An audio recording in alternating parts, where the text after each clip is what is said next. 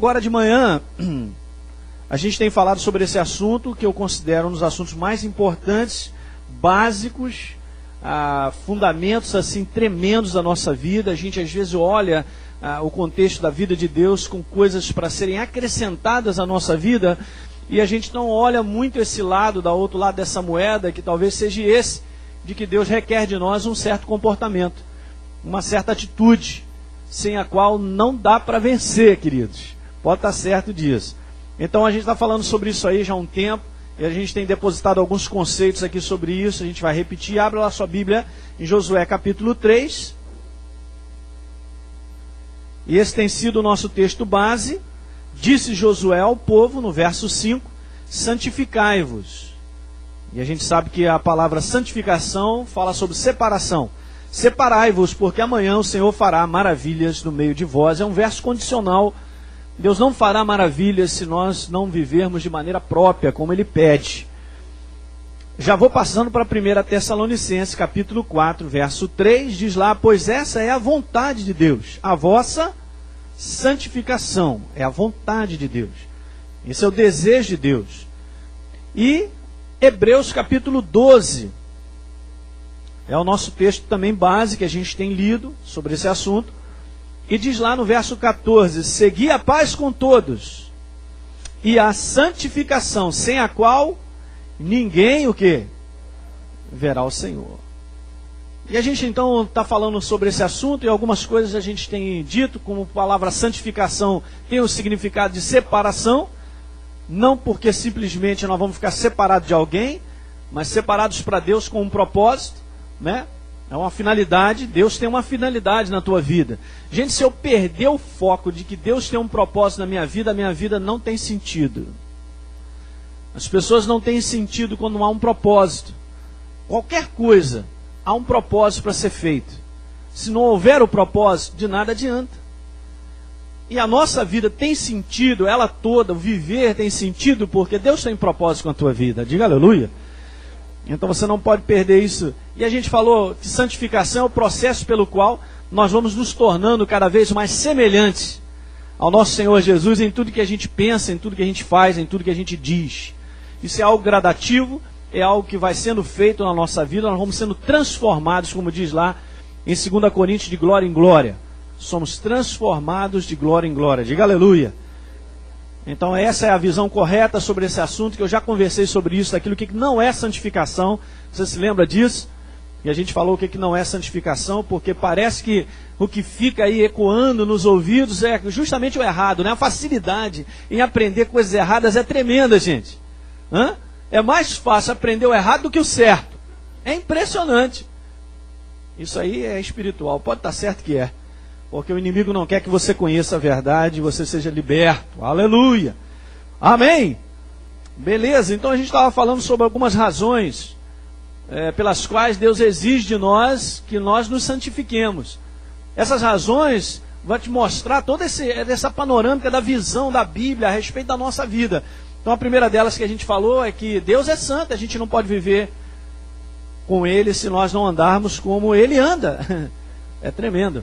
O sentido primário é ser separado, faz na prática nós vivemos separados do mundo. Eu andei falando sobre isso. O estilo da maneira de nós vivermos, nosso estilo, ele é completamente diferente daquilo que o mundo acredita, porque o mundo crê em alguma coisa errada, em uma visão do falso, do engano.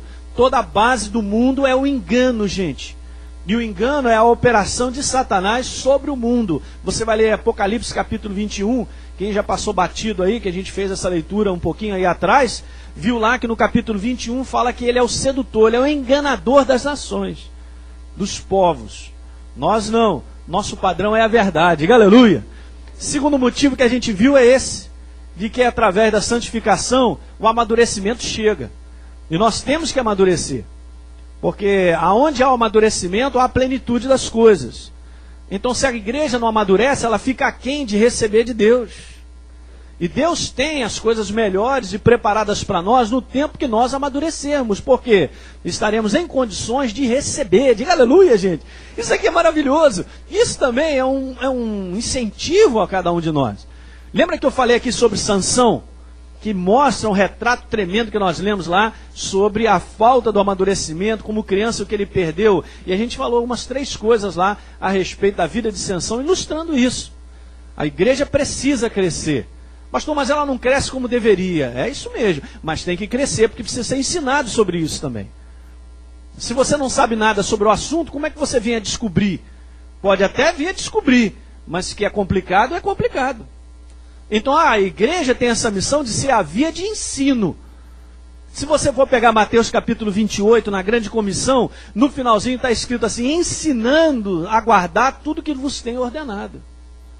Então você vê que esse é um ministério extremamente ativo, independente do dom pastoral, do dom ministerial que a pessoa tem, esse é um ministério que tem que ser executado no corpo de Cristo.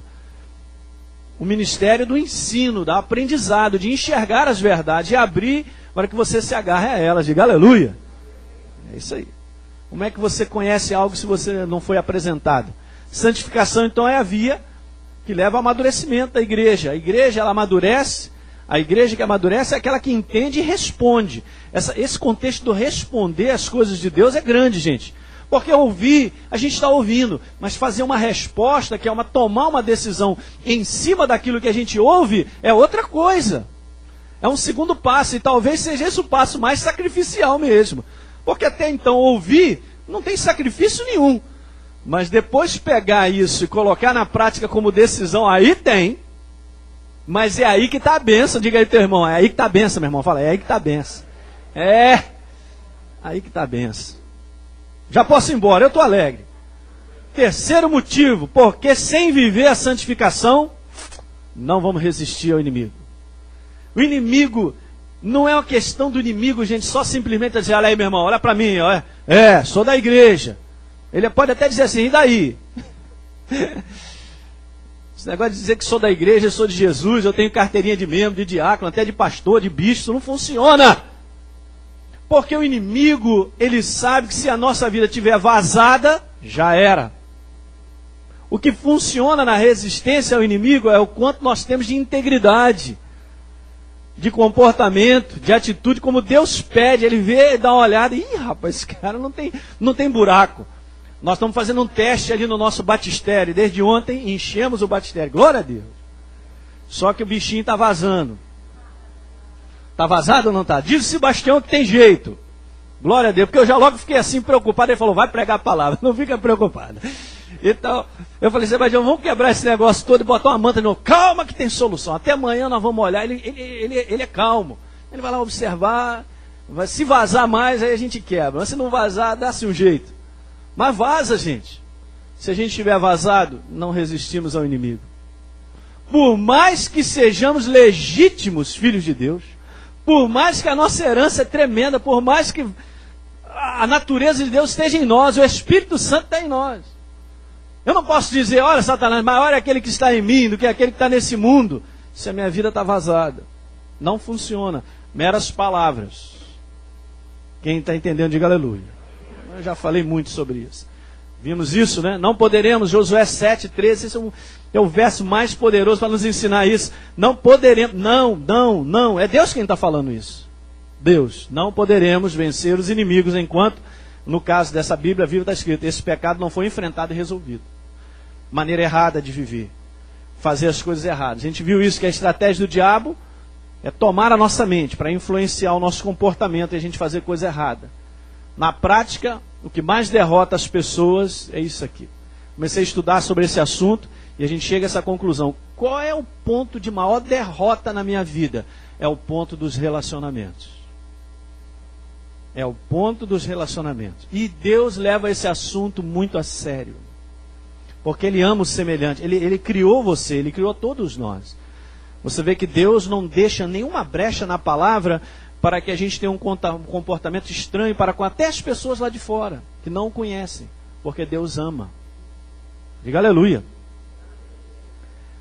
Escudo da fé, a gente falou sobre isso, não adianta a nossa crença. Vou passando porque hoje, quarto motivo, a gente está falando sobre isso aí. Qual é a razão de nós nos santificarmos? É porque nós não poderemos expressar a Deus sobre a face da terra. Isso aqui é justamente a razão de nós estarmos aqui reunidos, de nós vivermos sobre a face da terra, porque Deus não se mostrará ao mundo através de uma figura, através de um outdoor, através de uma coisa inanimada. Ele se mostrará através da sua vida, da minha vida. Se a minha vida não é o reflexo de Deus, não funciona. A gente estava comentando isso, que muitas vezes a gente percebe que a vida de uma pessoa, Jesus naquela pessoa, né? Jesus. Há algo dentro de nós, que é a presença de Deus, que faz com que as pessoas sejam convencidas do amor dele. Veja isso que eu estou falando sobre isso, e a gente vai continuar, que é muito joia. Deus, ele é amor. Mas é interessante que ele é amor, mas a expressão dele em amar, ela vem através de nós. Diga aleluia. Como é que eu posso sentir isso? É isso aí. Através da expressão da nossa vida. Você não sabe que uma simples atitude correta, como Deus pede, pode mudar a vida de uma pessoa para sempre. Pelo simples fato que você fez algo que ela ficou assim, meu Deus, o que é isso? Eu nunca vi isso. Né? Mas é isso que tem acontecido, e a gente está falando sobre isso. Vá comigo a João capítulo 14. Isso aqui é um assunto muito extenso, tem muitos ângulos, e eu quero tentar ao máximo esmiuçar isso contigo, que vai te ajudar bastante você a enxergar que esse é o nosso caminho de andar. João 14, verso 9, Filipe faz essa pergunta aí, que a gente comentou, iniciou no último domingo, vamos continuar. E ele chega para Deus e fala assim, ô Senhor, faz o seguinte, ele no verso, deixa eu ver, verso 7, né? Não, 8, verso 8, Filipe diz assim, Senhor, mostra-nos o Pai e isso nos basta. Ei, esse aí, como diz o outro, pisou na bola. Deu uma rata, pagou mico. Filipe pagou um micão. Porque Jesus dá essa resposta para ele assim, Filipe, há tanto tempo eu estou convosco, no verso 9, não me conheces? Não tem me conhecido, Filipe? Porque olha, Filipe, essa frase é a razão de tudo. Quem me vê, vê o quê? Vê o Pai. Quem me vê a mim, vê o Pai. Jesus era a expressão do Deus vivo.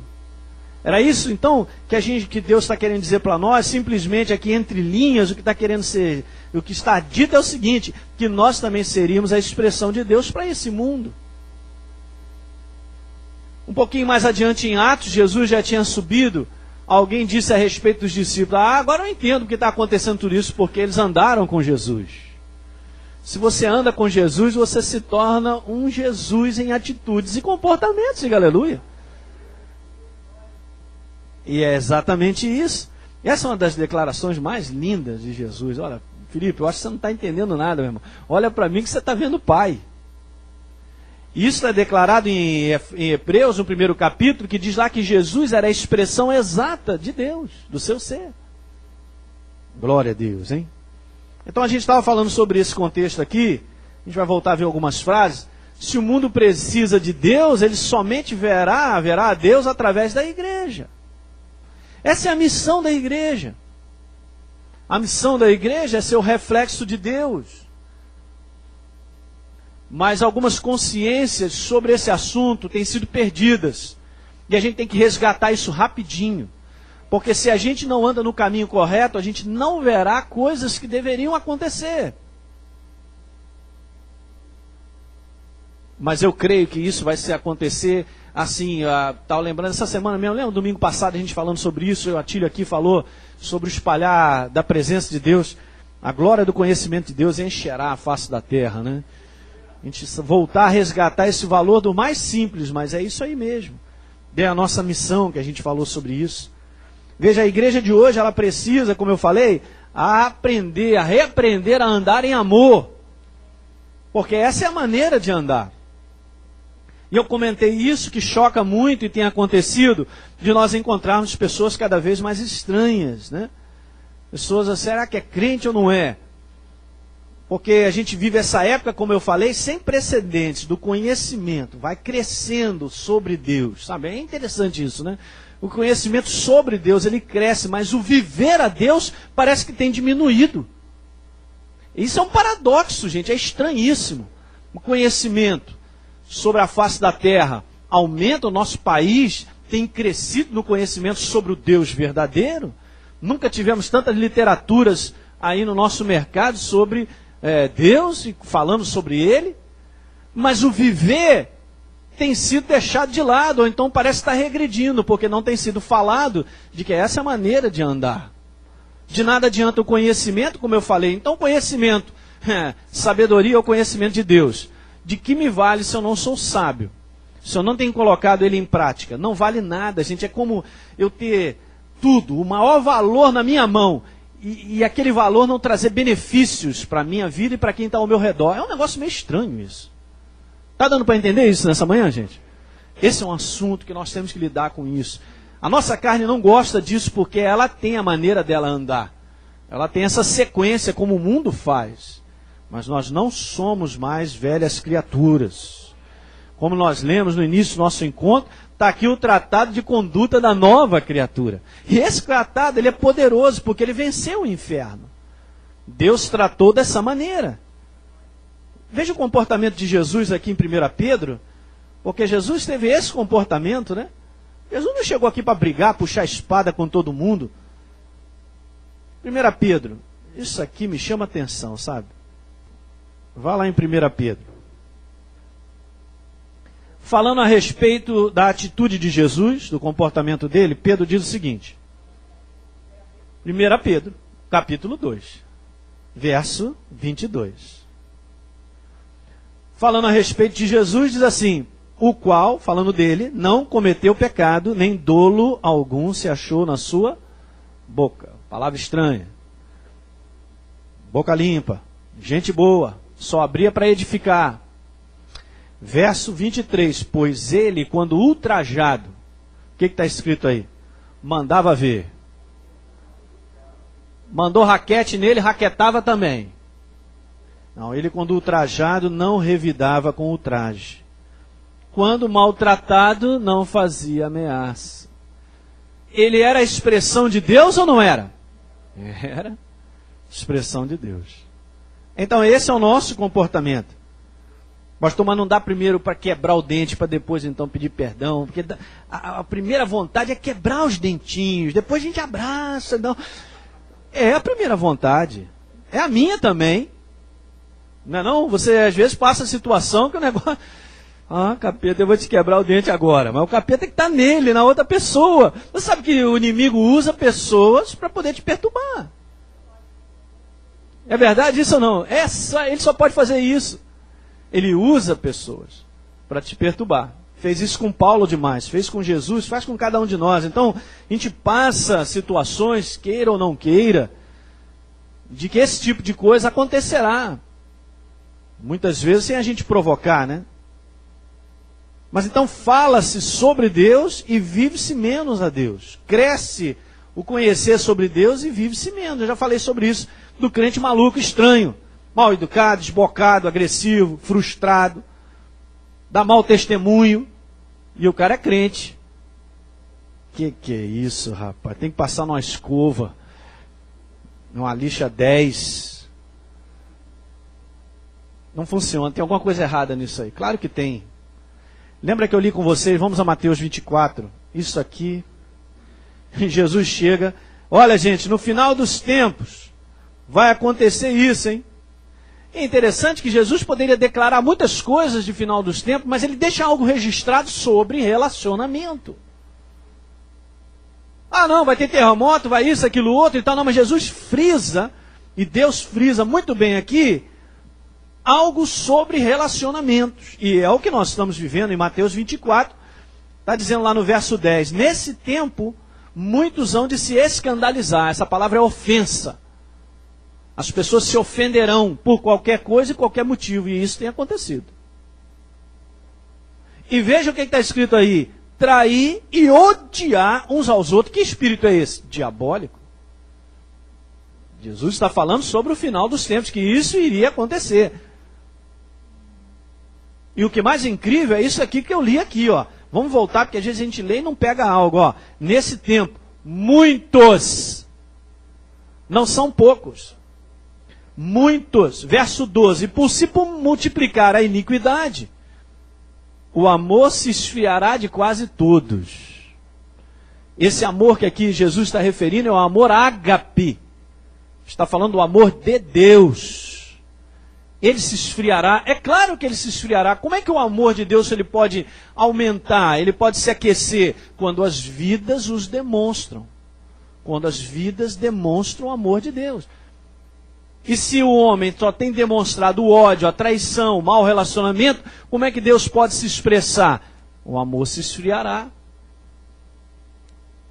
Mas a igreja, ela pode receber essa contaminação, e tem acontecido isso. Essa é a separação da qual nós precisamos. Por isso que o processo de santificação é um assunto vital da igreja. E tem que ser muito bem entendido, porque nós somos a diferença. Não porque somos melhores, gente, sabe? Isso é um aspecto muito importante. Nós não somos melhores do que ninguém. Não existe um espírito que nós somos superiores. E muitas vezes o crente passa isso. Ele acha que ele é dono da verdade. Nós somos veículos da verdade. Depósitos. Mas nós fazemos a diferença. A nossa vida tem que ser a diferença. E, gente, eu estou falando isso porque é uma decisão que a gente toma. Porque na prática não dá para achar que isso naturalmente vai vazar. Vai sempre acontecer de uma determinada situação. Eu tenho que parar, me frear e tomar uma decisão. Não vou agir assim. Eu não vou agir assim como as coisas estão pedindo. Porque é isso que o inimigo quer. Quem está entendendo? Glória a Deus. Qual o motivo, então, do amor se esfriar? A multiplicação da iniquidade, como a gente viu do pecado. Eu vi umas passagens aqui, eu achei interessante. Eu gosto muitas vezes dessas estatísticas aí. Então eu vou te dar uma legal aqui para você ouvir. João, por exemplo, ele fala muito do amor ágape. É impressionante. Você pega uma concordância bíblica, você vai ver lá com o amor, no grego, sendo ágape, que é o amor de Deus, ele é o que mais fala. Portanto, João é o discípulo de maior revelação que tem. É fantástico. Você lê o Evangelho de João e você vai ver as cartas dele. Meu irmão, eu vou contar um negócio. Esse cara sabia das coisas.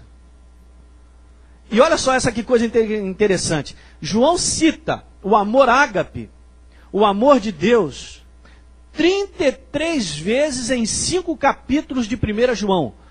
33 vezes em 5 capítulos de 1 João. O que significa que dá uma média nos matemáticos aí de 6,6 e alguma coisa por capítulo. Falando sobre o amor de Deus. Diga aleluia. Cabra sabia. Vamos então pegar umas passagenzinhas aí para a gente ver. 1 João 3, verso de número 9. João era tremendo. Ele diz assim no verso 9 de 1 João 3, 9. Todo aquele que é nascido de Deus, diga, eu nasci de Deus, não vive na prática do pecado. Pois o que permanece nele é a divina semente. Ora, esse não pode viver pecando porque é nascido de Deus. Verso 10. Olha só. Nisto, então, são manifestos os filhos de Deus e os filhos do diabo. Olha que é a separação. E olha o que ele começa a dizer. Todo aquele que não pratica justiça não procede de Deus. Também aquele que não ama a seu irmão. Ele põe como diferença o amor. O amor era a diferença. Não o amor por falar do amor. É por viver o amor. Diga aleluia nessa manhã. O Espírito se alegra, aleluia. Você está tendo coragem de vir aqui todo domingo de manhã, aleluia, meu irmão. Verso 11. Porque a mensagem que ouviste desde o princípio, ele está continuando a falar, é o mesmo contexto, é esta. Qual é a mensagem? Que nos amemos uns aos outros. Que coisa maravilhosa. Verso 14. Nós sabemos que já passamos da morte para a vida. Como é que eu sei? Porque amamos os irmãos. O pastor nunca tinha percebido isso. Eu achei que eu tinha passado para a vida porque eu me tornei membro da igreja, me batizei. Você sabia que muitas pessoas acreditam assim? Porque simplesmente a família da igreja está tudo certo com Deus? Não, meu tataravô foi pastor, meu bisavô foi, o outro também, estou garantido. As orações já foram muitas. Ele está escrito lá assim, porque amamos os irmãos, aquele que não ama, essa frase é forte, permanece aonde? Na morte, na separação de Deus. Você vê como é que esse assunto, gente, é assim, tremendo, e às vezes a pessoa nem olha por esse ângulo. Aquele que não ama, permanece na morte. Verso de número 15, é a Bíblia, hein? Diga aleluia. Todo aquele que odeia seu irmão é o que, gente? Eu poderia dizer assim, todo aquele que odeia seu irmão é como Osama Bin Laden ainda. Ora, vós sabeis que todo assassino não tem a vida eterna permanente em si. Vamos a 1 João 4, verso 8. Aquele que não ama, não conhece a Deus, porque Deus é... Que coisa linda, pastor, é tão lindo isso. É romântico, até no casamento a gente cita. Tem nada de romântico. Não, bota umas palavras bonitas aí. Sabia que as palavras de Deus não são bonitas, elas são vida? Elas não são bonitas, elas são vida. Bonita é outra coisa. Pega lá um poema, aquela coisa... Me faz até chorar. Não, a palavra de Deus é vida. É outra coisa. Veja o que diz aí verso 11 do 1 João 4. Vai ler na Bíblia. Amados, se Deus de tal maneira nos amou, devemos nós também amar uns aos outros. Verso 12. Ninguém jamais viu a Deus. Se amarmos uns aos outros, Deus permanece em nós. E que mais? E o seu amor em nós aperfeiçoado. Diga aleluia. Verso 20. Se alguém disser, amo a Deus, e odiar a seu irmão, é o quê? Mentiroso, lacraia.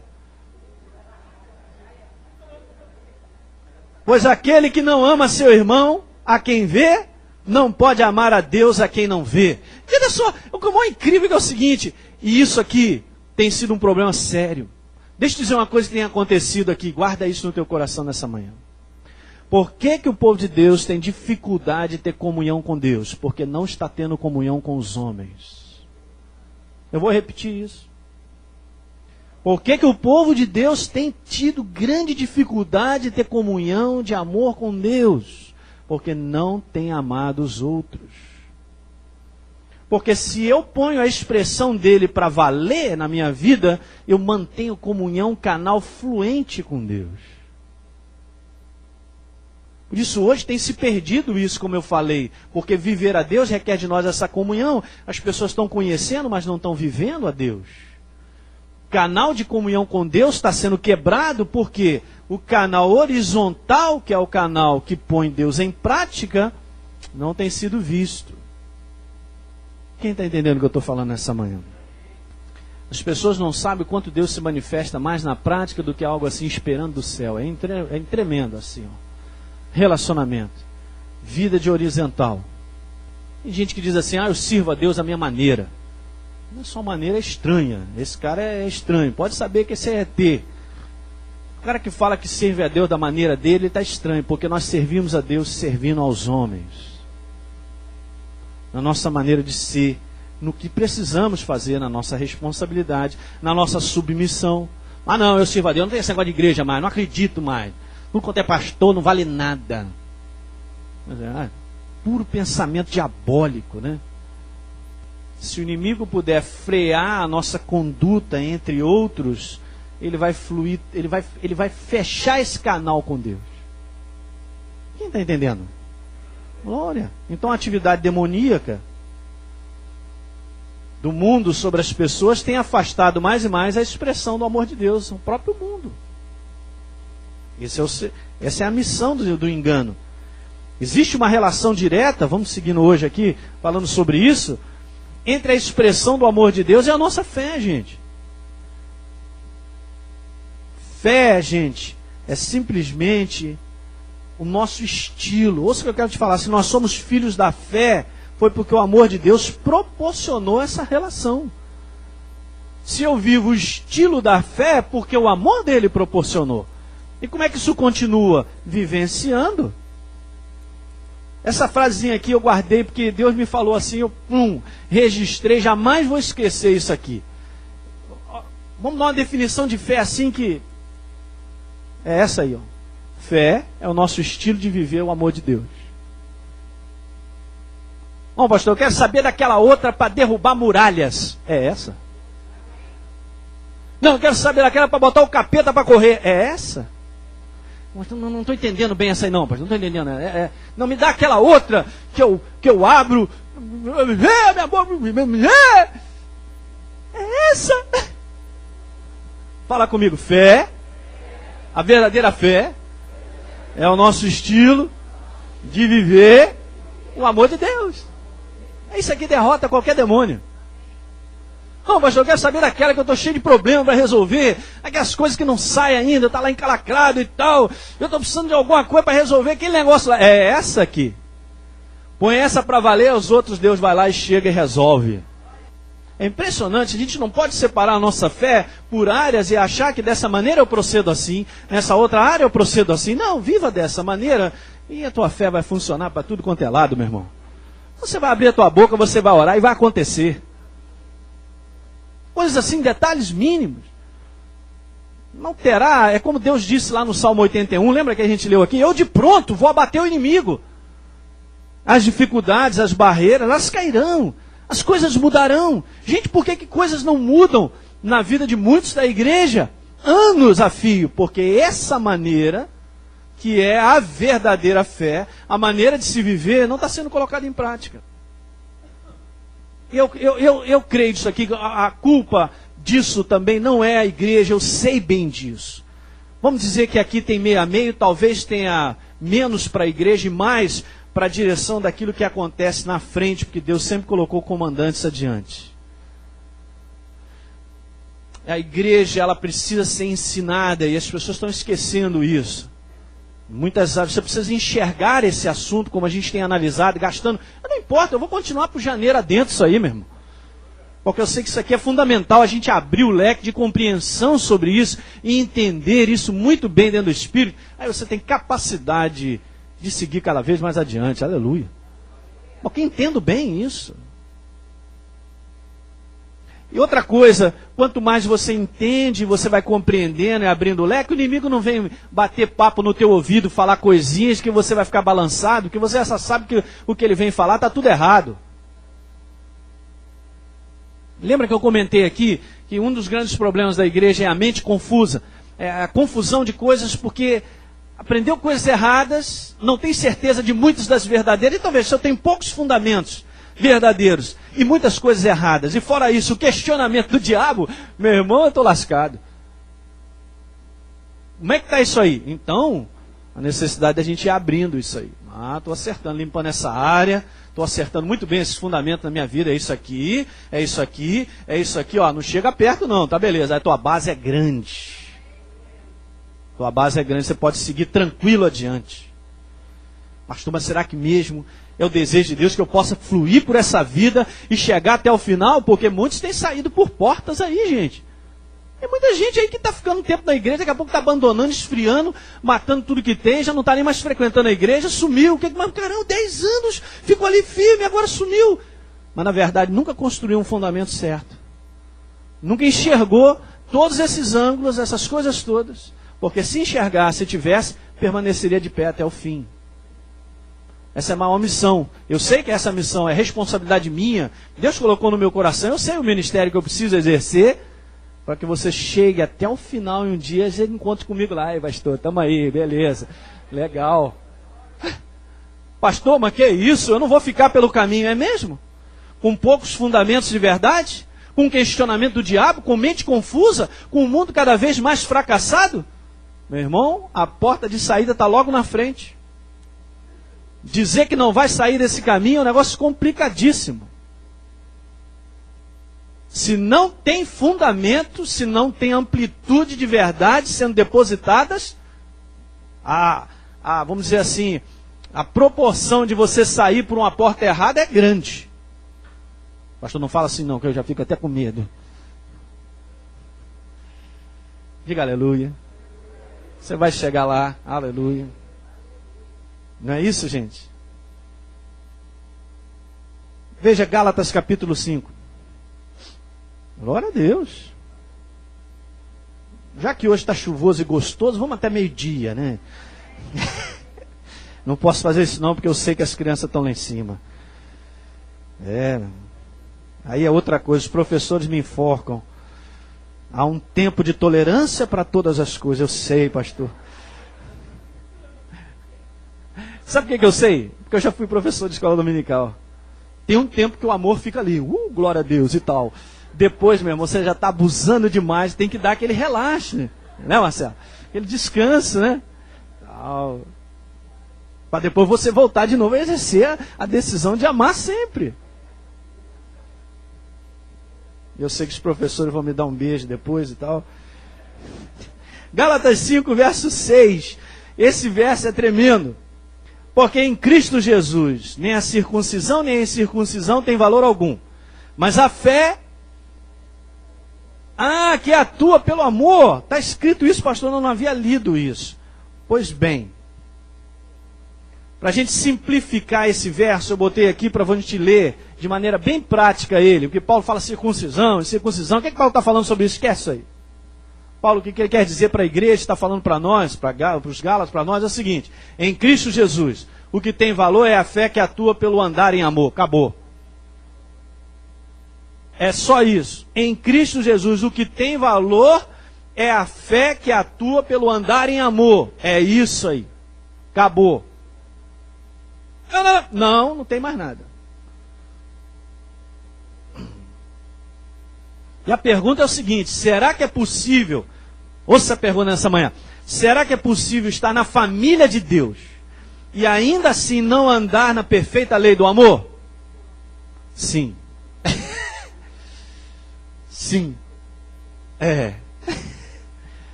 Você deu uma resposta muito maravilhosa à ideia, porque não, do ponto de vista de Deus, é sempre não, gente. Mas sim tem sido a prática. Nós somos da família de Deus, mas não temos vivido em amor. Tem sido a prática, mas do ponto de vista de Deus não é assim. Do ponto de vista do ser nova criatura, como a Arideia falou, do ponto de vista de ser nova criatura, qual é o comportamento da nova criatura? Entende isso? É como se você pegasse um outro ser, você quisesse, vamos supor que você quisesse ensinar o seu cachorro a cavalgar. Então tudo bem. Então você sobe em cima dele, vamos pular para cá. Não tem como. Anda igual cavalo, mexe aquelas patas assim, faz assim, cachorro. Em vez de fazer uau, uau, faz não tem como. Veja o que eu quero te falar. Por quê? Porque é uma mudança genética. Mas a gente não percebe isso. Nós fomos mudados geneticamente pela natureza de Deus, então nosso procedimento tem que ser a natureza de Deus. Essa é a maneira de nós andarmos. Mas nós exercemos uma decisão em cima disso. Diga aleluia. A Bíblia diz que Deus é amor, nós lemos isso, não é isso? Mas qual é a prática disso? É o amar. Vamos ver algumas coisas aqui que funcionam em 1 Coríntios 13, vai lá. Glória a Deus. 1 Coríntios 13. Pastor, mas tudo provoca para que eu não ande em amor. Eu sei. Mas se eu vivo inserido num mundo que não ama, que não sabe nada a respeito de Deus, eu já estou na guerra. Mas se eu pudesse eu enforcava meu chefe. Graças a Deus que é só pensamento. E na prática você não faz isso. Pelo contrário, você chega para ele e diz que ama ele. Pastor, mas dá vontade de quebrar o dente dele. Dá vontade. Fala assim, vontade, dá e passa. Toma uma chuveirada, banho frio, se acalma. 1 Coríntios 13, verso 4 diz: o amor é paciente, é benigno, é bondoso. O amor não arde em ciúmes, não se ufana, não se ensoberbece. Ele não se conduz inconvenientemente, ele não procura os seus interesses. Não gostei disso aqui não, pastor. Não se exaspera, né? Ele não se irrita, ele não se ressente do mal. Eu vou pular para o 7 logo, né? Não gostei não. Tudo sofre, tudo crê, tudo espera, tudo suporta. E aí diz que o amor jamais falha, jamais acaba. Está escrito isso? Esse é o amor. Agora, qual é a prática disso aí? É isso aqui, ó. A prática do amar é ser paciente. Exercer a paciência. É ser bondoso. É não arder em ciúmes. E arde, pastor, ciúmes? Arde, meu irmão. O negócio é problemático isso aqui. Eu não estou falando só de casais, não, porque às vezes é de filhos. É de ciúme de coisas. O que mais? Não ser vaidoso. Não ser soberbo. Não se conduzir de maneira errada. Isso é a prática. O que é essa prática? É a prática da expressão de Deus. Não procurar os seus interesses. Mas primeiro a gente procura. Sabe que a gente é treinado desde pequenininho a procurar os nossos interesses? Isso é diabólico para que o homem ele fique bem equacionado nas coisas erradas. E depois de tantas idades que a gente tem, a gente começa então a ver que não é nada daquela maneira. Você sabia que em primeiro lugar está o interesse de Deus? E se a gente cumpre o interesse de Deus, a gente está cumprindo o interesse de outros, porque Deus sempre nos direciona para outros? É impressionante isso aqui, né? Lindo. Mas é isso aí mesmo. Não se altera. Não fica ofendido. Sofre, crê, espera e suporta. Nunca termina de amar. Isso aqui é legal. O amor jamais acaba. Então jamais terminará esse comportamento. Diga amém. E a gente enxerga para essa passagem de 1 Coríntios que eu peguei aqui para mostrar isso para você, porque essa é a visão errada que as pessoas têm sobre o amar, e a gente vê exatamente, amar não é, pelo que a gente leu em 1 Coríntios, amar não é um desejo ou uma vontade. Aliás, está aí pela cidade um outdoor dizendo assim, desejo é amor. Mas que amor furada que tem? Porque qual o valor disso? Nenhum. Porque o amor não é algo desejável, é algo praticado, é algo vivido. Deus é assim, ele se vive Deus. Entende, gente? Não é um desejo, não é uma vontade. Isso aqui é a visão natural do ser humano do mundo. São, vamos dizer assim, as definições que o bem ou mal o inimigo vai colocando sobre a vida das pessoas para que eles acreditem que é dessa maneira. Se eu estou desejando amor, tá legal. Estou com a consciência tranquila. Que isso? Não funciona. Amar, diga comigo, amar não é um desejo ou vontade. Vamos pular para o 2. Amar não é um sentimento. O sentimento, ele é algo que ele vem depois da atitude do amar. Então simplesmente, eu estou sentindo amor, estou sentindo, oh que beleza, eu já não estou mais, eu te odeio! Não, mas ontem eu te amava, dava beijinho, abraço. E que pode isso, rapaz? O sujeito vai troca aquele negócio lindo, você é a lua que desceu do universo, e as estrelas ao caírem na plataforma, e vendo os seus olhos, e tá daqui a 2 meses, pá, pá, pá! O que aconteceu com aquela bela adormecida que agora está morta de tanta pancada, né? Aconteceu porque o fundamento daquilo que o mundo acredita sobre amor é um sentimento. Já foi para outra. Que já saiu, já foi para outra. Não te amo mais. Estou amando outra. Demoníaco isso. Mas a igreja também precisa aprender sobre isso, porque ela vem com coisas que elas não sabem sobre. Acha que amor é assim. Se dependesse desse negócio assim de amar, assim de graça, né? Já pensou Deus olhando pra gente? Vai apanhar muito. Porque nós éramos inimigos de Deus. Quem fez essa bagunça toda foi o próprio homem. Qual o sentimento que Deus deveria ter então? Vai ficar aí mesmo, nessa aí. Mas por causa do seu grande amor, vá comigo a 1 João, o homem sabia. Discípulo, 1 João 4. Nisto se manifestou o amor de Deus em nós, em haver Deus enviado seu Filho. 1 João 4,10. Nisto consiste o amor. Está falando da atitude prática. Não que nós tenhamos amado a Deus, mas é que Ele nos amou e enviou o seu Filho. Tá certo isso, gente? Vamos aprender isso. O que não é amar? Porque é o fundamento que as pessoas vivem. Por isso o mundo está nesse caos. Não é um desejo? Diga, amar não é um sentimento. Por mais que sentimento seja algo legal, se nós amarmos como Deus pede, a maneira de Deus, flui em nós algo que é um sentimento de Deus.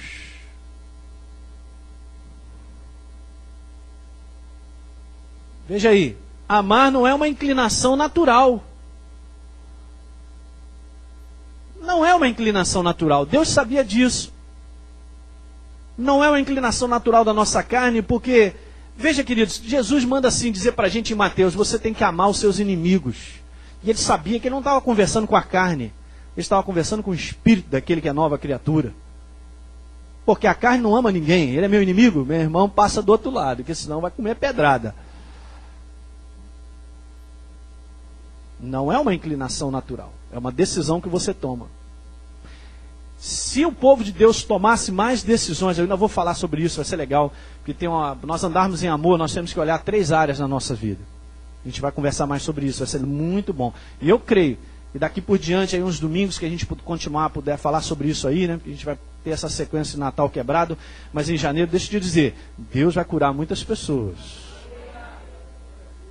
Vai curar a tua vida em algumas áreas aí. Você vai começar uma nova jornada, porque é algo aqui muito especial que a gente vai falar depois. Então não é uma inclinação natural da nossa cor. Veja bem também, não é, gente, uma intenção de ser feliz. E achar que esse sentimento baseado vai me dar felicidade, achar que, eu vou agora, eu caso com fulano de tal porque ela vai me fazer feliz. Ou ele vai me fazer feliz. Está errado isso aí. A felicidade não está em você receber, está em você dar.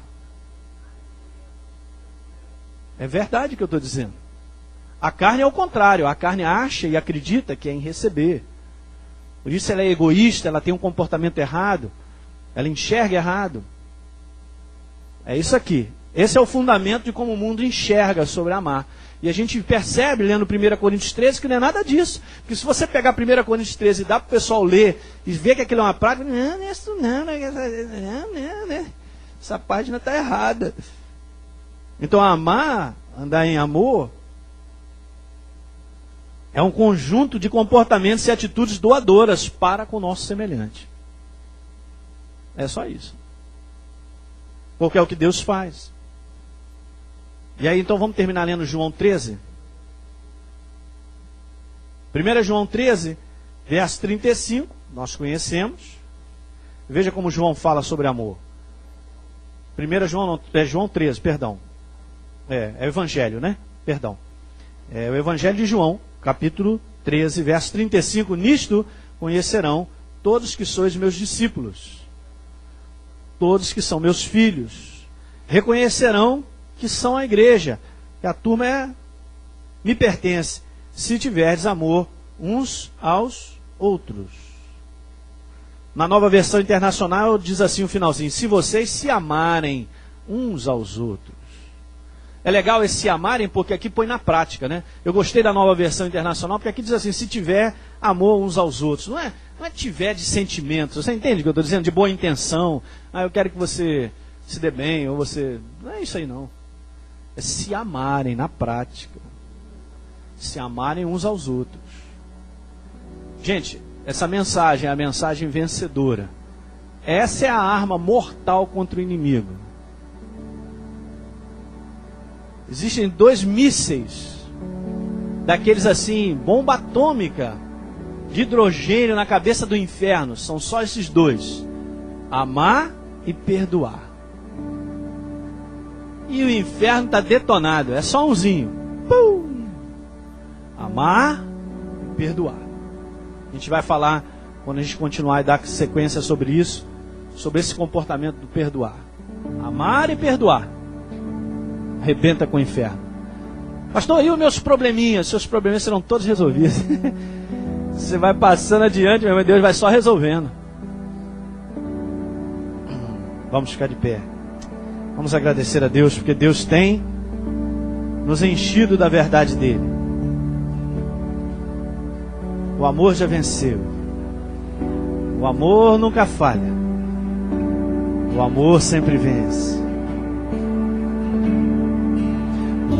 Meu Deus, essa manhã não é preciso dizer mais nada, Senhor.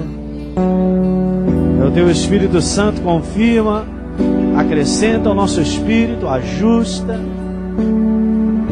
Eu tenho te pedido isso, Senhor, que essa igreja tenha grande entendimento, Senhor. Que ela possa ser iluminada nessas verdades, Pai. Eu sei que a consequência é bênção sobre bênção, Senhor. Pai, eu te louvo nessa manhã pelo povo que vem a este lugar. Louvo, Senhor, porque nós te amamos demais. Nós temos fome e sede de ti. Queremos mais dos teus fundamentos verdadeiros. Palavras simples são reveladas, Senhor, ao nosso espírito. Tomamos posse delas, Senhor. Vivemos por elas. Elas são a nossa vida, Senhor. Aleluia. Abençoa os nossos filhos nessa manhã, Senhor, que estão lá em cima, também aprendendo da Tua palavra, Pai. Põe esse fundamento no coração deles, que eu sei, Pai, eles jamais se desviarão do caminho da verdade, meu Deus. Aproveitando ainda, oramos com compaixão, pedindo, Senhor, e clamando pela cidade do Rio de Janeiro, pelo estado do Rio de Janeiro, Senhor.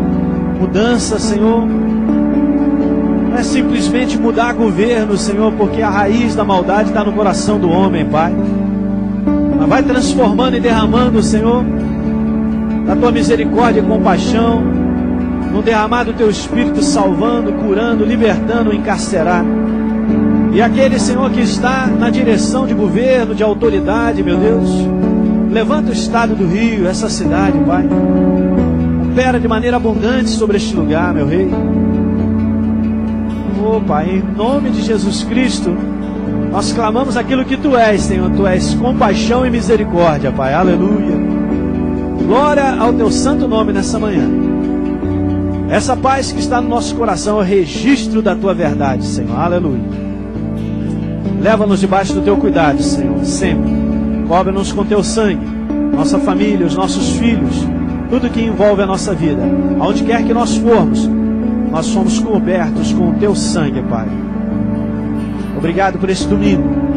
Obrigado pela comunhão que vamos ter ainda em família, para que mais uma vez possamos estar logo mais na Tua casa. Em o nome do nosso Senhor Jesus.